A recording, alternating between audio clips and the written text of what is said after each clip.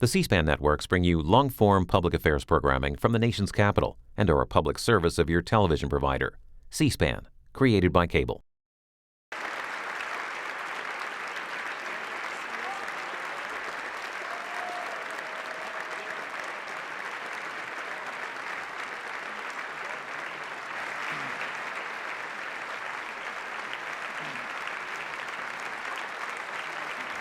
Thank you.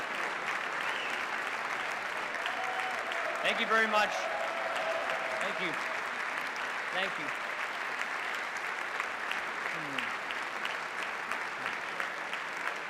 Thank you. Thank you, Madam Leader. Before I begin, I would like to thank all of my family and friends who flew in from Wisconsin and from all over for being here today. In the gallery, I have my mom, Betty, my sister, Janet, my brothers, Stan and Tobin, and more cousins than I can count on a few hands. They're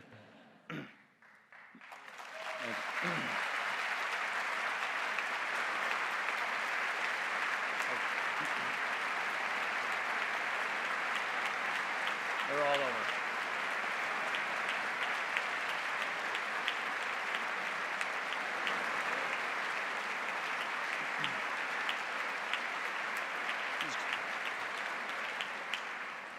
Most important, I want to recognize my wife, Jana, and our children, Liza, Charlie, and Sam. Hey,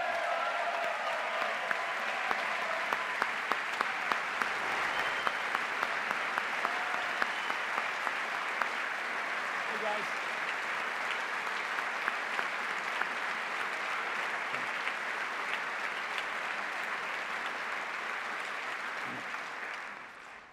I also want to thank Speaker Boehner.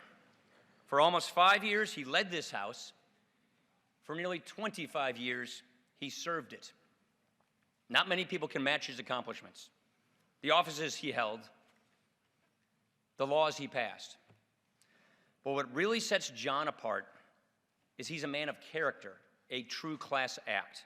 He is, without a question, the gentleman from Ohio. So please join me in saying one last time, thank you, Speaker Boehner.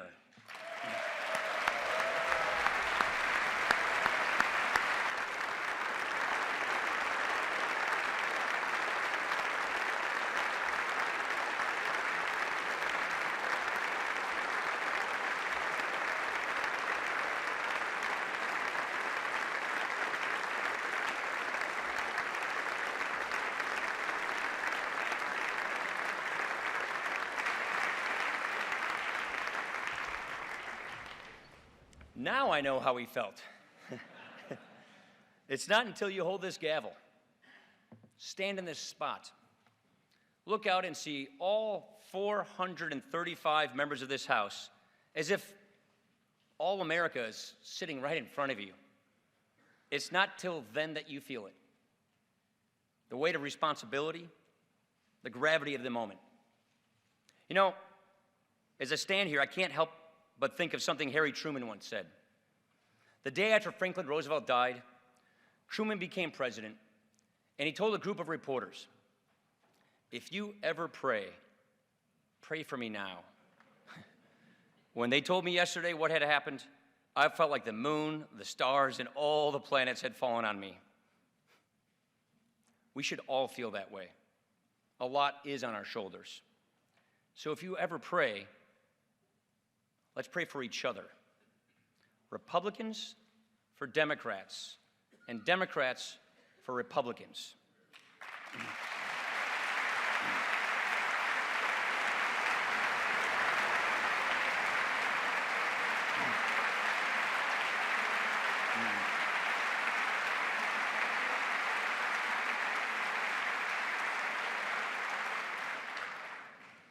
And I don't mean pray for a conversion, all right? Pray for a deeper understanding. Because when you're up here, you see it so clearly. Wherever you come from, whatever you believe, we are all in the same boat. I never thought I'd be Speaker. But early in my life, I wanted to serve this house. I thought this place was exhilarating because here you can make a difference. If you had a good idea, if you worked hard, you could make it happen. You could improve people's lives. To me, the House of Representatives represents what's best of America, the boundless opportunity to do good. But let's be frank. The House is broken. We're not solving problems. We're adding to them. And I am not interested in laying blame. We are not settling scores. We are wiping the slate clean.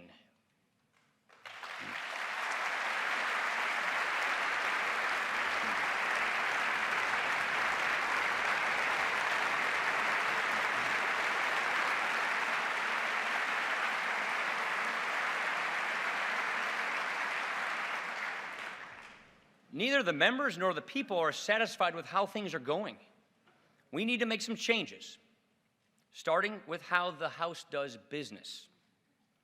We need to let every member contribute, not once they've earned their stripes, but now. I come at this job as a two-time committee chair. The committees should retake the lead in drafting all major legislation.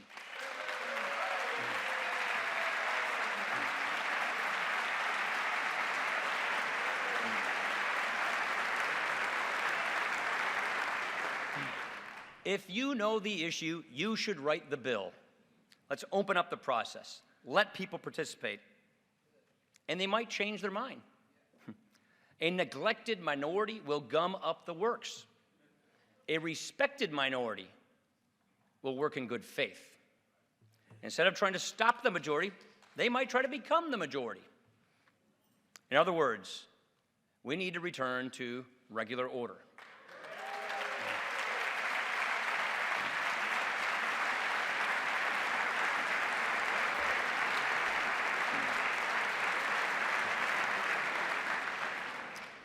Now, I know this sounds like process.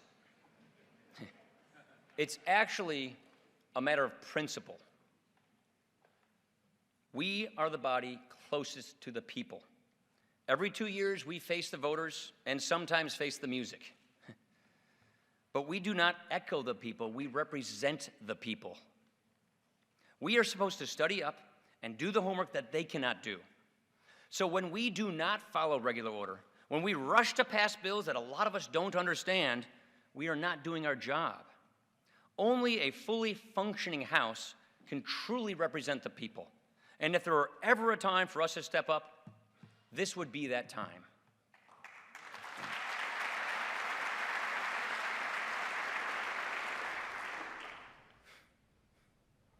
America does not feel strong anymore because the working people of America do not feel strong anymore. I'm talking about the people who mind the store and grow the food and walk the beat and pay the taxes and raise the family. They do not sit in this House. They do not have fancy titles, but they are the people who make this country work, and this House should work for them.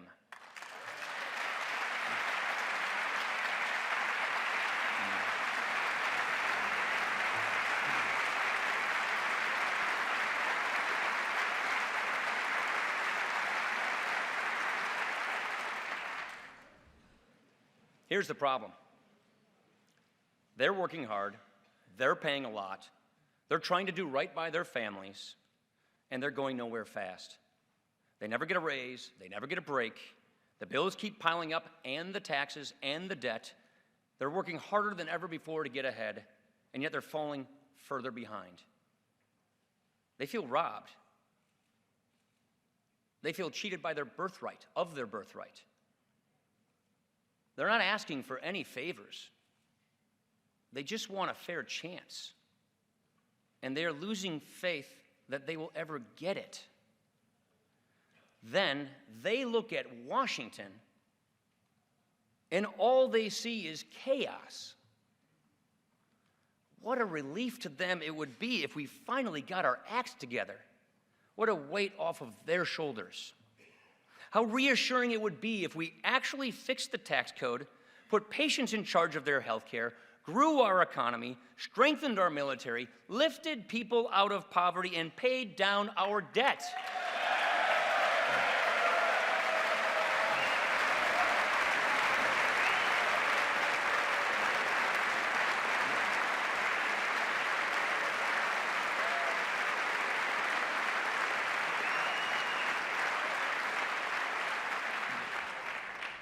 At this point, nothing could be more inspiring than a job well done. Nothing could stir the heart more than real, concrete results.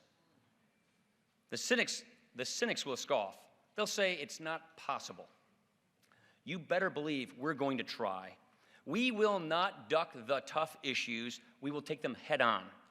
We are going to do all we can do so that working people get their strength back and people not working get their lives back.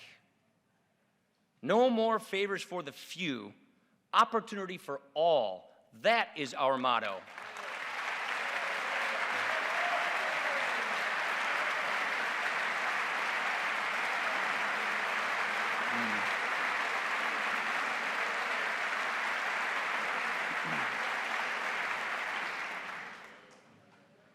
You know, I often talk about a need for a vision.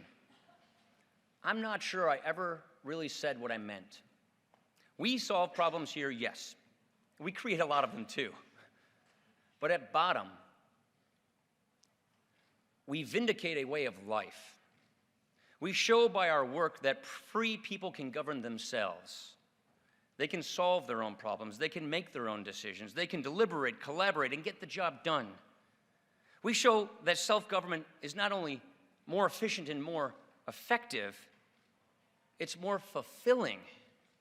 In fact, we show it is that struggle, that hard work, that very achievement itself that makes us free. That is what we do here. And we will not always agree. Not all of us, not all of the time. But we should not hide our disagreements. We should embrace them. We have nothing to fear from honest differences honestly stated.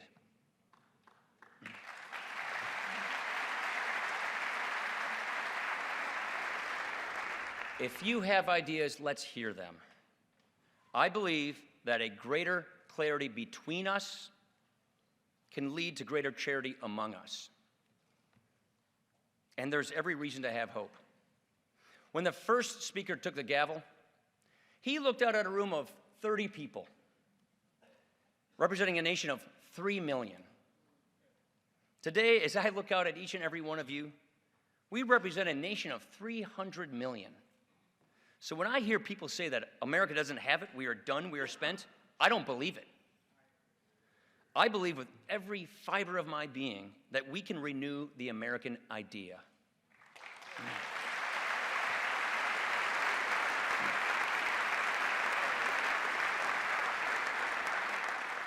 Now, our task is to make us all believe. My friends, you have done me a great honor. The people of this country, they've done all of us a great honor. Now let's prove ourselves worthy of it. Let's seize the moment. Let's rise to the occasion. And when we are done, let us say that we left the people, all the people, more united, happy, and free. Thank you.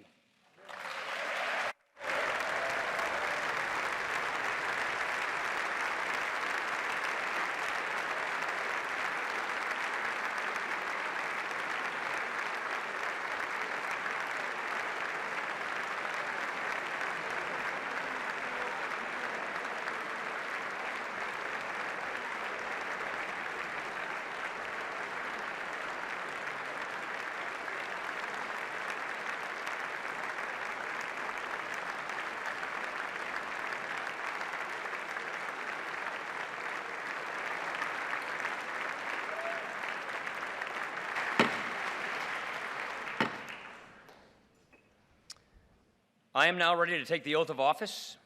I ask that the Dean of the House of Representatives, the Honorable John Conyers, Jr. of Michigan, to administer the oath of office.